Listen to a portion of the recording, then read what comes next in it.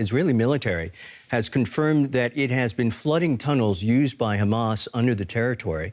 The army said that it was channeling, quote, large volumes of water into Hamas's tunnel network, but claimed it was making sure groundwater wasn't affected. Israeli media reported in December that Israeli forces were testing using seawater to flood the tunnels.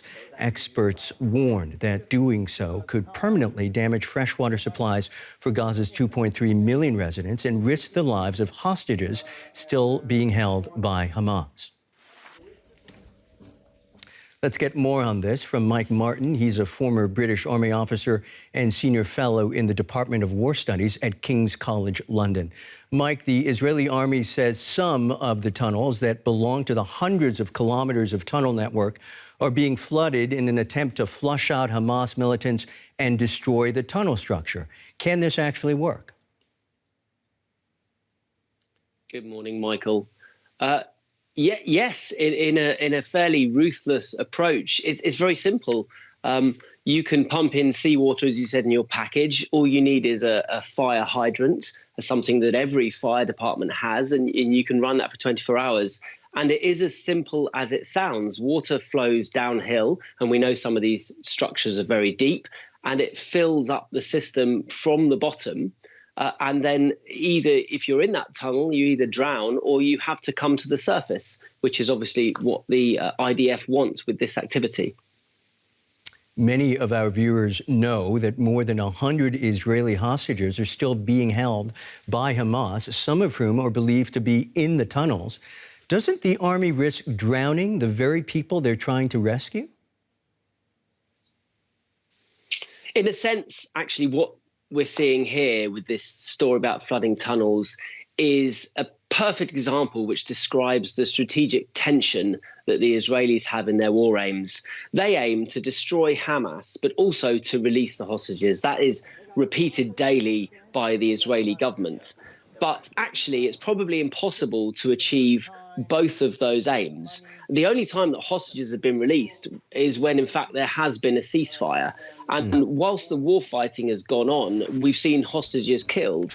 And so here, when they're flushing out a tunnel to perhaps get rid of Hamas supplies or to take on militants, obviously the most sensible place for the hostages to be is in the tunnel network. So yes, they are exactly put in danger. So it's a perfect example of the tension, the strategic tension at the center of the Israeli war aims.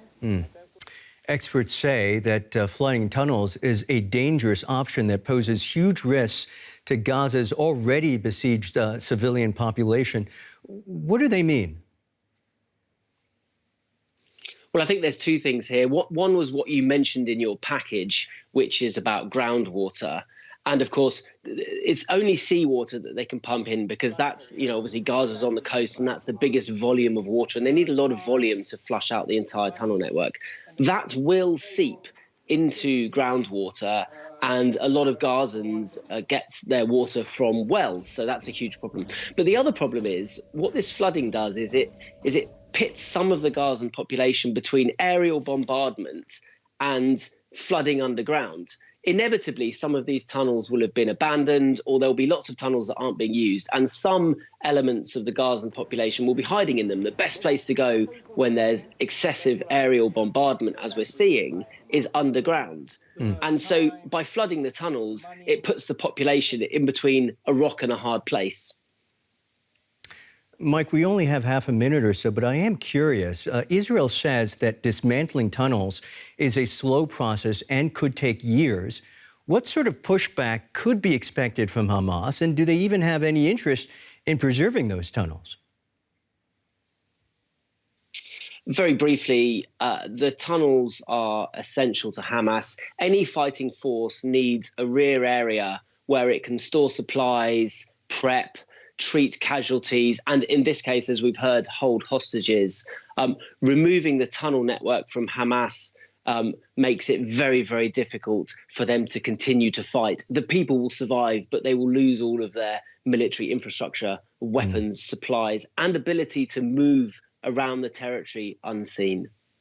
That, again, is Mike Martin from the King's College London. As ever, many thanks, Mike. Thank you, Michael.